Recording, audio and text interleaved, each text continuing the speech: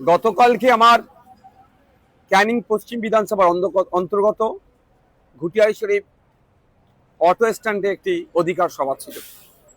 আমি যখন যাচ্ছিলাম সেই সময় যাওয়ার পথে ক্যানিং পূর্ব বিধানসভার অন্তর্গত নারায়ণপুর অঞ্চল, সম্ভবত অঞ্চলটির নাম, ওই অঞ্চলের দু জায়গায় আমাকে কালো পতাকা দেখানো হয়।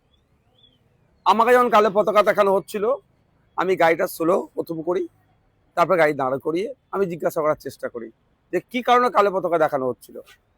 অনেক চিৎকার চেঁচামেচি করছিল। আমি বললাম একে একে করলে সুবিধা হয়। তো কিছু লোকজন বললো যে আপনি যেখানে যাচ্ছেন তারা সব গেঁজা, এই ধরনের অনৈতিক কাজ করে, ব্যবসা করে, ডিলার সব আমাদের গ্রামের ছেলেদেরকে ধ্বংস করে দিচ্ছে। আমি বললাম আমি এই ধরনের যদি ঘটনা ঘটে আমি গিয়ে গাঁজার বিরুদ্ধে বলবো। তার মধ্যে যেহেতু আমার সময় স্বল্প হয়ে আসছিল, আমার গাড়িটা আস্তে আস্তে আবার বার করে নিলাম। তার থেকে 1-150 মিটার কি একটু বেশি এসেই আবার বেশ কিছু রাস্তায় মহিলারাও প্ল্যাকার্ড নিয়ে কালো পতাকা নিয়ে দাঁড়িয়েছিল। আমি দাঁড়িয়ে গেলাম। আমি বললাম মা কি সমস্যা গো, কি হয়েছে, কালো পতাকা দেখাচ্ছ কেন? না, আপনাকে আমরা শ্রদ্ধা করি, সম্মান করি, আমাদের অঞ্চলে আপনাকে স্বাগত জানাই, কিন্তু আপনি যেখানে যাচ্ছেন তারা কে জানেন? আমি না তো। কে, তারা কারা? এই ধরনের কথাবার্তার আদান প্রদান হলো। তাদের বক্তব্য হচ্ছে যে আমার যারা প্রোগ্রাম অ্যারেঞ্জ করেছে তারা নাকি ওই ধরনের অনৈতিক কাজ করে, গাঁজা টাজা এই ধরনের সব ডিলার্স দিয়ে। আমি বললাম মা আমি যদি স্টেজে উঠে গাঁজার বিরুদ্ধে বলি তোমরা খুশি হবে তো? শুধু খুশি না, এটা বললাম আমি যদি মা স্টেজে উঠে গাঁজার বিরুদ্ধে বলি তাহলে আসবার সময় আমাকে চা খাওয়াবে তো? বললো হ্যাঁ। কারণ তারা বলছিল এই গাঁজাটা দেখে তাদের পরিবারের ছেলে পেলে পুরো ফ্যামিলি ধ্বংস হয়ে যাচ্ছে। সত্যিকারে খুবই খারাপ যে কথা বললো। আমি যথারীতি আমার প্রোগ্রাম স্থলে পৌঁছালাম। সময় স্বল্প ছিল, সন্ধ্যা হয়ে আসছিল আমাদের। ফলে আমি যে বক্তব্য দিয়েছি তার একটা বক্তব্যের অনেকটা অংশ জুড়ে গাঁজা, অনৈতিক কার্যকলাপের বিরুদ্ধে ছিল। ঘুটিয়ারি শরীফের মতো পবিত্র জায়গায় কোনো মতেই এই ধরনের অনৈতিক কাজ, গাঁজা ব্যবসা থেকে শুরু করে এগুলো চলতে দেওয়া যায় না। তার সাথে আমি এটাও বলেছি গাঁজা তার পশ্চিমবাংলা সে অর্থে চাষ হয় না, আসছে কোথা থেকে? বেশি শুনেছি নাকি উড়িষ্যার দিক থেকে আসে। তাহলে পশ্চিমবাংলায় গাঁজাগুলো কিভাবে ঢুকছে? এরা যদি ডিলারশিপ নিয়ে করে গাঁজাটা, তাহলে ঢুকছে কি করে? নিশ্চিতভাবে রাজ্যের পুলিশ মন্ত্রীর দোষ আছে। তাহলে বড় ব্যবসায়ী কি হতে পারে? তখন মানুষ পাবলিক যে যার মতো উত্তর দিয়েছে। যাক, গাঁজার আমি তুমুল সমালোচনা করেছি। গাঁজা মুক্ত শুধু ঘুটিয়ারি শরীফটাই পশ্চিমবাংলায় গাঁজা মুক্ত করতে হবে। এতে পশ্চিমবাংলার যুব সমাজ ধ্বংস হয়ে যাচ্ছে, পরিবার ধ্বংস হয়ে যাচ্ছে। বলা প্রোগ্রাম শেষ হওয়ার পরে অগণিত মানুষ উপস্থিত হয়েছিল। সে প্রোগ্রামের স্থলে নোংরামি করার জন্য শাসক দল তার বড় বড় ঝান্ডা লাগিয়ে দিয়েছে। আমি একটা ঝান্ডা সরাইনি, তারা দিয়েছে দিক। ফিরে আসবার সময় যেখানে আমি যে জায়গায় আমাকে মায়েরা দাঁড় করে মানে পতাকা দেখাচ্ছিল, আমি সেখানে দাঁড়ালাম, চা খেলাম তাদের হাতে। যদি আমি কিন্তু গাড়ি থেকে নামিনি, গাড়ি থেকে চা খেলাম, তাদেরকে বললাম, তারা আমার কথা বুঝলো। তারা একটা কথা বলছিল গাঁজা আর পাত্তার কথা বলেছি, আপনি গাঁজার কথা শুধু কেন বলেছে? কারণ আমি সত্যিকার অর্থে তাদের বললাম বাবু আমি গাঁজা আর পাত্তার মধ্যে ডিফারেন্স জানতাম না, কি ব্যাপারটা বলো। ওরা একটু ব্যাপারটা বলো, ঠিক আছে এরপর থেকে গাঁজা আর পাতার বিষয়ে বলবো। যাক, তারা কনভিন্স হয়েছে। এবং এটাও বলে এসছি যে তারা বলছে তারা আমাদের ফুরফুরা শরীফে নাকি আসেন, আমাদেরকে খুব ভালোবাসেন। আমি ঠিক আছে তুমি তো আসো, যে কোনো একটা শুক্রবারে যদি মনে হয় আমার সাথে স্টেজে ওই ছেলেগুলো ছিল, এরা গাঁজার কোনো বিজনেসের সাথে যুক্ত, তার নাম আর একটা করে ছবি যদি পারো আমাদেরকে দাও, দেখো তার বিরুদ্ধে আমরা কি ব্যবস্থা গ্রহণ করি। এটাও বলে তাকে চলাম। তারপরে একটা ওই যে বাজারটি ছিল, যে বাজারটির পাশেই ফুটবল মাঠ, নারায়ণপুর মনে হচ্ছে অঞ্চল, ওখানে ওই যে কিছু ছেলে যে ভাইজান আপনি গাঁজার বিরুদ্ধে বললেন না, আমি যখন আসছিলাম ঠিক এই ধরনের, আমি তাদেরকে বললাম আমার গাড়ি থেকে, ভাই কে বলেছে আমি বলিনি, আমার রেকর্ড তোমরা দেখালে শুনে নাও। তখন ওরা আরো কিছুজন সাইডে আসলো। আমি গাড়িটা দাঁড় করো। বাবু, আমি আবার গাড়িটার কাঁচটা খুলে, দরজাটা খুলে গাড়ির ভিতর থেকে আমি একটু বাইরের দিকে বার হলাম। তো বললাম যে আমি কে বলেছে বলিনি, তোমাদের কথা শুনে গিয়ে আমি ওখানে বলেছি না ভাইজান আপনার স্টেজে যারা ছিল তারা নাকি গাঁজা ব্যবসায়ী, গাঁজার ডিলার। আমি বললাম বাবু আমি তো জানি না, তো তুমি আমার ডিটেলসটা দাও, তার ভিতরে কি ব্যবস্থা গ্রহণ করি দেখি, দেখো তোমরা। আর একটা কথা হচ্ছে আমাকে একটু ইনকোয়ারি করতে দিতে হবে সময়। এই বলার মধ্যে ওই কিছু সবাই চিৎকার চাচ্ছে, সবাই ওই অভিযোগটাই করছে। আমার সাথে কেউ খারাপ আচরণ তখন পর্যন্ত করেনি। যেটা সত্য কথা সেটা আমি বলতে হবে, মানুষকে জানতে হবে যে অ্যাকচুয়াল ফ্যাক্টটা কি। তারা বলছে আমাদের এখানকার শেষ করে দিল। অনেক মাও ছিল, অনেক বাপেরা, অনেক বয়স্ক, অনেক ইয়াং ছেলে, কলেজ পড়ুয়া ছিল, ভাইজান আমাদেরকে শেষ করে দিচ্ছে। আমি বললাম ভাই তুমি বিশ্বাস করে তো আমাকে আমি সঠিক পথে চলছি বলে অভিযোগটা জানাচ্ছ তো? বললো হ্যাঁ। আমি তাহলে ঠিক আছে, তুমি তাহলে যারা যারা এই অন্যায় কাজ করছে আমাদের পার্টির নাকি ঝান্ডার নিচে আছে, তাদের ডিটেলসটা আমাকে দেবে। ওরাও এক প্রকার কনভিন্সড হয়ে যাচ্ছিল। সেই সময় 2-4টে লোক আসে, দেখলাম কি ওই ভিড়কে, তোমরা যাও তোমরা যাও তোমরা যাও, আচ্ছা আপনাকে আর বলতে হবে না, আপনি চলে যান। ব্যাপারটা একটা বোঝার আছে। যাদেরকে আমাদের বিরুদ্ধে খাপিয়ে তোলার চেষ্টা করেছিল, বাস্তব কথাটা বলেছি, তারা বোঝার চেষ্টা করেছে তাদের লড়াই গাঁজাকে বন্ধ করার যদি সত্যি করে হয়, আমিও গাঁজা বন্ধের পক্ষে, গাঁজার যেটা চলছে এর বিরুদ্ধে আমি। সুতরাং তারা কনভিন্স যখন হতে শুরু করলো, দেখলাম এটা হলো। এবার তারপরে আমি ঠিক আছে অবশ্য ভালো থাকো, যদিও তারপরেও বললাম ওর মধ্যেই যদি কারো মনে হয় যে এরা অন্যায় করছে, আমাদের পার্টির সাথে যুক্ত আছে, তাদের ডিটেলসটা দাও, তাদেরকে আমরা একটু টাইম দাও, ইনকোয়ারি করে তাদেরকে বহিষ্কার করে দেবো, বার করে দেবো, কোনো সমস্যা হবে না। কারণ আমরা সমাজ ব্যবস্থা পরিবর্তনের জন্য রাজনীতিতে এসেছি, এই গাঁজা মুক্ত সমাজের জন্য এসেছি। আর আমাদের ঝান্ডা ধরে গাঁজা তো বিক্রি করবে, তাহলে তাদেরকে কোনোদিন রাখতে পারি?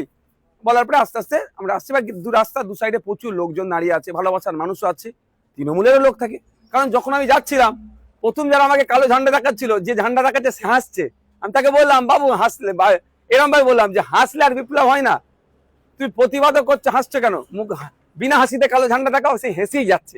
আসবার সময় তার সাথে দেখা হয়েছে, তার হাতে ঝান্ডা ছিল না, তখনও হাসছিল। দেখার সব মানুষজন থাকে, যেভাবে তাকে আমাকে স্বাগত জানাবে বলুন, বা আমার প্রতিবাদের জন্য তারা দাঁড়িয়ে আছে, যেটা ভাষাই নেবেন। রাস্তার দু সাইডে প্রচুর লোকজন দাঁড়িয়েছিল, এবার আস্তে আস্তে তাদের হাত দেখাতে এসেছি, কে কেমন আছে না আছে করতে করতে আসছি। ঠিক বাজারটা শেষ হবে, সেই খবর পাচ্ছি নাকি আমাদের শুভাকাঙ্ক্ষী কিছু যারা প্রোগ্রামে গিয়েছিল, বাইকে করে ফিরছিল, তাদের উপর চড়া হয়েছে। এই চড়াওটা হয়েছে, নোংরামি কাজ করেছে। এটা এবার যখন যারা আমাকে প্রথম বলছিল ভাইজান গাঁজা নিয়ে প্রতিবাদ করতে হবে, আপনি গাঁজাওয়ালাদের প্রোগ্রামে যাচ্ছেন, তারা আমার কাছে ছিল। আমি বললাম বাবু এটা কি হলো? তুমি আমাকে সঠিক দিশা দেখাচ্ছিলে, আর এই ধরনের অন্যায়টা কারা করলো? তখন ওরা সরাসরি বলছে ভাইজান এটা আমরা করিনি। তাহলে কারা করলো? ওটা কারা করলো? এখানে বুঝতে অবকাশ লাগছে না শওকত মোল্লা সাহেব, যে ক্যানিং পূর্বের মতো জায়গাতে মানুষ রাস্তার দুধারে ঢল নেমেছে, চন্দনেশ্বর থেকে শুরু করে নারায়ণপুর থেকে শুরু করে বিভিন্ন জায়গায় ক্যানিং পশ্চিমের মানুষ, হাজার হাজার মানুষ রাস্তায় নামছে, আতঙ্কিত হয়ে গেছে বলে আমাদের কর্মীদের উপরে চড়া হয়েছে। দুর্ভাগ্য সেখানে কিন্তু পুলিশের একটা অংশ ছিল, প্রথমে তারা নীরব দর্শকের ভূমিকা পালন করে। যখনই হয়েছে আমি আমার কর্মীকে মারবে, আমার ভালোবাসার মানুষকে মারবে, আমি তো চুপ করে থাকতে পারবো না, আমি গাড়ি থেকে নিয়ে পড়েছি।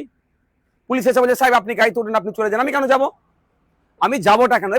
এইবার কিছু মানুষজন যারা কিন্তু ওখানে প্রতিবাদ এই গাঁজা নিয়ে কথা বলেনি, তাদের মধ্যে তারা নয়, অন্য কিছু মানুষ আপনি চলে যান, আপনি চলে যান, আপনি চলে যান এই করছে। এটা বুঝতে হবে ব্যাপারটা। আমার ভালোবাসার মানুষ মার খাবে, আমি চলে যাব? এটা হতে পারে না। আমি জানিয়ে গেছি, পুলিশ এসে বলছে সাহেব আমরা দেখছি, কোনো অসুবিধা নেই, যতটুকু যা ঘটনা ঘটে গেছে আর কিছু হতে দেবো না, আমরা কথা দিচ্ছি, যারা কোনো অসুবিধা হবে না, আপনি যান। আমি পুলিশ যারা ছিলেন ওখানে দায়িত্বশীল, আমি বললাম, কিন্তু আমি এখান থেকে যাবার ছেলে নয়, কারণ আমার কর্মীকে আমার ভালোবাসার মানুষকে মার খাওয়ার আগে আমি দুঘা মার খাতে প্রস্তুত আছি। তারা আমাকে রিকোয়েস্ট করেছে, বা গ্রামের কিছু শুভবুদ্ধি সম্পন্ন মানুষ বললো যে ভাইজান, এবং যারা প্রথমে আমাকে বলছিলেন যে গাঁজা নিয়ে গাঁজাওয়ালাদের প্রোগ্রামে আপনি যাচ্ছেন কেন, তারাও এসে গেছিল অনেকে কাছাকাছি এসে, ভাইজান আমরা দেখছি, আমরা এটা মর্মাহত, এরকমই ভাষা বলেছে, আমরা মর্মাহত, এই কাজটা আমরা করতে চাইনি, কেউ মধ্যিখান থেকে করে দিয়েছে। এবার কেউ মধ্যিখান থেকে করে দিয়েছে সেটা হয়তো উনা বললেও আমি বলছি শওকত সাহেবের ঘনিষ্ঠ মানুষরা এই সুযোগটা নিয়েছে। তো এই অবস্থা হয়েছে। আমাকে আস্তে আস্তে আমরা বাড়ি আসলাম, আমি জাস্ট বাজারটা ক্রস করে আমি দাঁড়ালাম, আমাদের যে বাইক যারা, আমি পুরো খবর নিলাম ওখান থেকে যাদেরকে তাদের উপর আক্রমণ চালিয়েছে, তারা ওখান থেকে যতক্ষণ রেস্কিউ হয়েছে, আমি ওখানে অপেক্ষা করেছিলাম, তাদেরকে তাদের বাড়ি পৌঁছাবার জন্য আমি রাস্তা দেখিয়ে আমি বাড়ি এসেছি। এই হচ্ছে ঘটনা। ব্যাপারটা হচ্ছে আমরা প্রশ্ন, এখানে অঞ্চলটার নাম কি? সম্ভবত নারায়ণপুর অঞ্চল। ওখানকার বিধায়ককে শওকত মোল্লা সাহেব, ওখানকার এমপি কে তৃণমূলের এমপি, ওখানকার প্রধানকে তৃণমূলের, ওখানকার জেলা পরিষদের সদস্যকে তৃণমূলের, ওখানে সমিতির সদস্যকে তৃণমূলের, ওখানকার নয় সারা রাজ্যের মুখ্যমন্ত্রী কি মমতা ব্যানার্জি। তাহলে গাঁজাটা বন্ধ করার দায়িত্ব কার? যদি প্রশ্ন আমার, যদি আইএসএফ এর ছত্রছায়া থেকে কেউ গাঁজা ডিলার করে, এইটাই তো সুযোগ শওকত সাহেবের কাছে, ওকে ধরে জেলের মধ্যে ভরে দেওয়া। তা করছে না কেন? মানুষকে এই ধরনের প্রোগ্রাম করাচ্ছে বা এই ধরনের প্রোগ্রাম করছে কেন? প্রশ্ন থেকে যাচ্ছে। যেখানের বিধায়ক শওকত সাহেব, তার এলাকায় গাঁজাতে গ্রাম শেষ হয়ে যাচ্ছে বলছে, অঞ্চল নাকি শেষ হয়ে যাচ্ছে, তাহলে গাঁজাটা ব্যবসাটা বন্ধ করতে পারছে না কেন? ওরা তো সরকারে আছে। এমনিতেই আমাদের কর্মীরা কিছু করে না, ভাঙড়ে রাজ্জাক্কা খুন হলো আইএসএফ এর নেতাদের নামে চিৎকার চেঁচামেচি করে আইএসএফ এর নেতাদেরকে কিভাবে গ্রেফতার করতে হবে তার জন্য উঠে পড়ে লেগে গিয়েছিল। আর আইএসএফ এর কোনো ওনাদের কথা যদি কেউ গাঁজা বিক্রি করে, এই তো সুযোগ তাকে ধরে জেল খাটানো। সম্পূর্ণরূপে আইএসএফ কে সাথে আর রাজনৈতিক ভাবে পেরে উঠতে পারছে না। সাধারণ সরল সহজ মানুষকে ভুল বুঝিয়ে আমাদের বিরুদ্ধে খেপিয়ে তোলার চেষ্টা হচ্ছে। যখন সেই সহজ সরল মানুষটাকে তাদের ভাষায় আমি বুঝিয়ে দিচ্ছি, ওরা চাইছে গাঁজা বন্ধ হবে, নওশাদ সিদ্দিকীও চাইছে গাঁজা বন্ধ হোক। ওরা বলছে আপনি কেন গাঁজাওয়ালাদের প্রোগ্রামে গিয়েছেন? আমি বলছি গাঁজাওয়ালাদের প্রোগ্রামে কি আমি তো জানি না, আইএসএফ এর প্রোগ্রাম, কারা অ্যারেঞ্জ করেছে আইএসএফ এর নেতৃত্বরা। তারপরেও বলেছি আমি স্টেজে উঠে গাঁজার বিরুদ্ধে কঠোরভাবে বলবো এবং স্টেজে উঠে কঠোরভাবে প্রতিবাদ করেছি। ঘুটিয়ারি শরীফের মতো পবিত্র জায়গাতে কোনোভাবে গাঁজা এই ধরনের অন্যায় কাজকে প্রশ্রয় দেওয়া যাবে না, সারা রাজ্যের ক্ষেত্রে বলেছি। তাহলে স্বাভাবিকভাবে ওরা আমাকে যে কথা বলেছিল আমি স্টেজে উঠে যে সে কথা বলেছি। আর একটা কথা কি থাকলো যে আপনার নাকি যারা অ্যারেঞ্জ করেছে তাদের মধ্যে কয়েকজন নাকি গাঁজার ডিলার, সেটাও বলেছি তাদের পার্টিকুলার যাও, আমি ইনকোয়ারি করে দেখবো, যদি হয় পার্টি থেকে বার করে দেবো। তাহলে সাধারণ মানুষ বলুন বা তৃণমূল যাদেরকে বুঝিয়ে নিয়ে এসেছিল বলুন, তারা আমার কথাতে তারা স্যাটিসফাইড হয়ে গেছে, আমার কথাতে তারা ভরসা পেয়েছে। যখনই ভরসা পাচ্ছে তখন তৃণমূল দেখছে আরে কি করতে গেলাম তার তো উল্টো হয়ে গেল, করতে গেলাম নওশাদ সিদ্দিকীর বিরুদ্ধে খাপিয়ে তুলবো, আবার নওশাদ সিদ্দিকী তাদের হাতে চা খাচ্ছে, নওশাদ সিদ্দিকীকে তারা চা খাওয়াচ্ছে কালো ঝান্ডা ছেড়ে দিয়ে।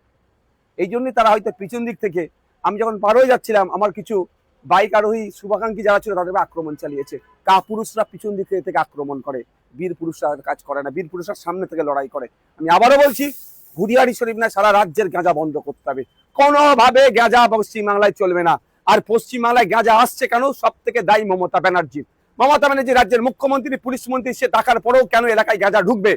যদি এরা গাঁজা ডিলার হয় তাহলে গাঁজার তাহলে ওয়েস্ট বেঙ্গলের জন্য কে দায়িত্ব নিয়েছে গাঁজা সাপ্লাইয়ের? এই প্রশ্নটা আমি সাধারণ মানুষের উদ্দেশ্যে ছেড়ে দিলাম।